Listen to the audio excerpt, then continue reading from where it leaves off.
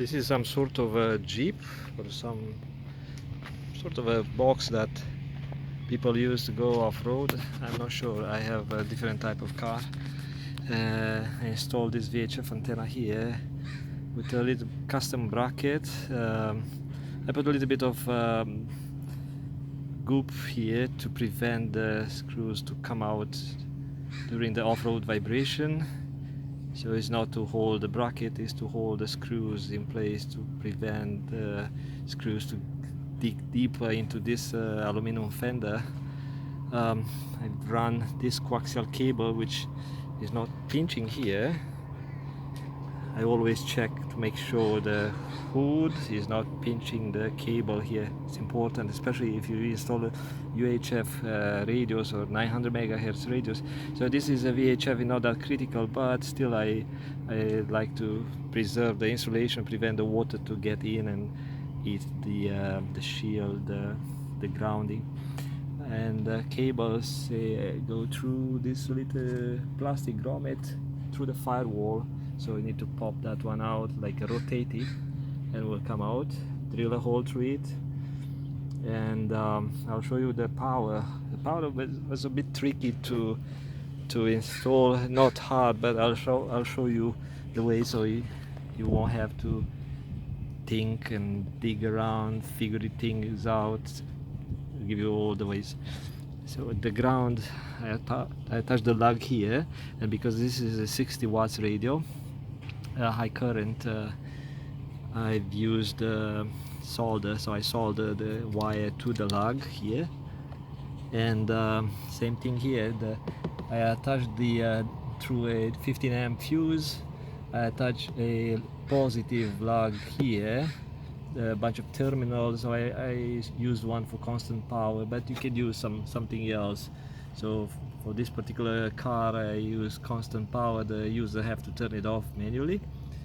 You can install an adapter into the fuse box here if you like, but in order to run the power, you could go behind. There is a grommet behind this fuse box, but it's very awkward to put your hand or fish the cable, the power cable through it. Is really awkward. So what I did, I ended up using this tray or channel, cable channel here.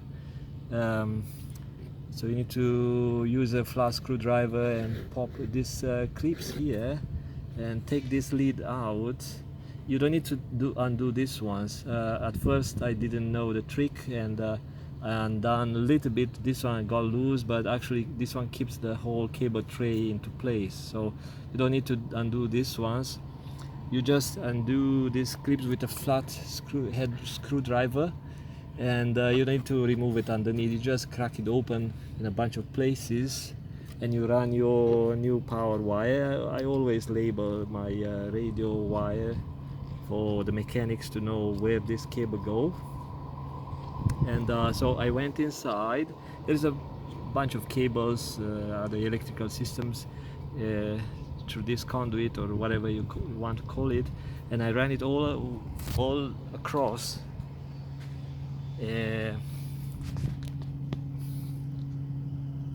So it's away from the engine heat, insulated, and it goes through that firewall and comes into the driver compartment here.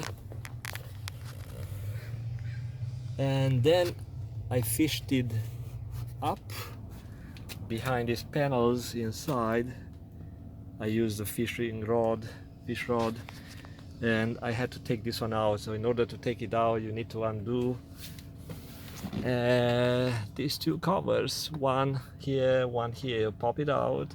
You will see two bolts, one here, one here. I think it's maybe 10 millimeter here. I'm not sure. There's some metric bolts. You pull them out. You pull this one out. So you pull it, and this speaker grill will come out. And so better to take the speaker grill out. So pull it up, not sideways, up. Take this one here from the top, pull, then pull up. This door handle will come out, and then you need to take these leads, this cover or whatever things keep this box away from rain. I had my old Suzuki with some box like that, and I used it off-road only twice without the covers, and I got so much dust from this Canadian Forest Service roads that I thought, oh, you know what, it's not worth it for a little bit of air to flow in. No, it's not my thing. So I installed the radio on this tray according to the customer requirement. Store it here, nuts and bolts. I left some cable on top in case the customer want to move the radio the other way, farther facing this way. So they were specific to have the radio pointing backwards. So I thought, why not facing the LCD screen towards the driver? But who knows, maybe they have a passenger changing frequencies. Oh, this is a high power ham radio, YAESU. We don't do much YAESU ham radios. We do ICOM, but not much in the ham radio business. So in order to run the cable from here, you need to go behind these things, and there are some plastic clips here that hold this trim. When you push it back, you need to be aware that some are very weak. I did not break anything, but it's very easy to break these weak tabs or clips that hold this trim into the frame.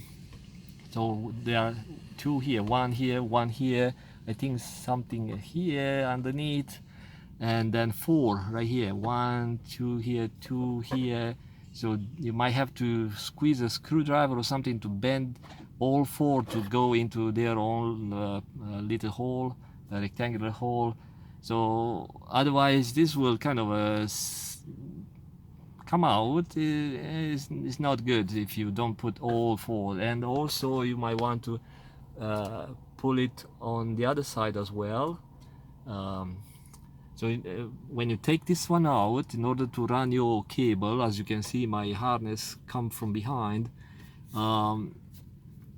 probably it's best to check the location of those clips, so you know how many will pop in, right? So it's not a very good design. I had another Jeep like that, a little bit older model, maybe 3-4 years older than this one. This is 2023, I guess.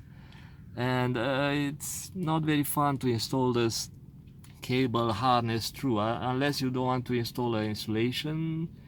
Maybe it's easier, yeah, if you are lazy, if you want to run the wire just to DC power wire and the antenna coaxial cable just somehow like that behind the other, so beside the other harness, the existing harness, yeah, that's fine. But when it's the DC power next to a metal in a high vibration environment, I always use some sort of a protection split loom or whatever you want to call it, corrugated loom. So here not really needed, but you know, I build that harness anyways. Oh, that's about this Jeep, and it's pretty simple. Pretty simple. It's time consuming, and now since I gave you the tips, what to take out and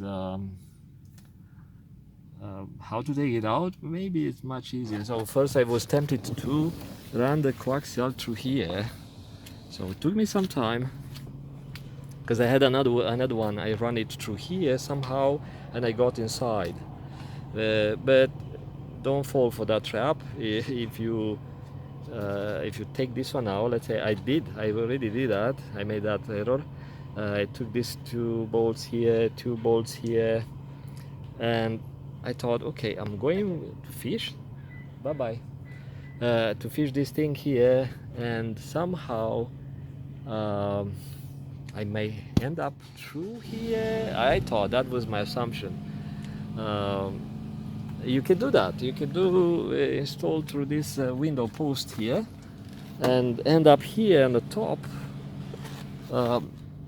But I think it's not that good of idea. I think I mean, it's doable.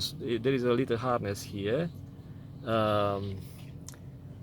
but you end up somewhere above the whole metal frame here. I think it's better the way I've done it through this side, so inside the driver compartment here, instead of running from like on outside where lots of water go in, and better to run it here.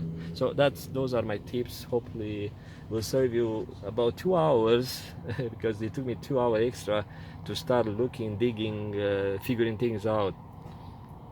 Talk to you later. Bye bye.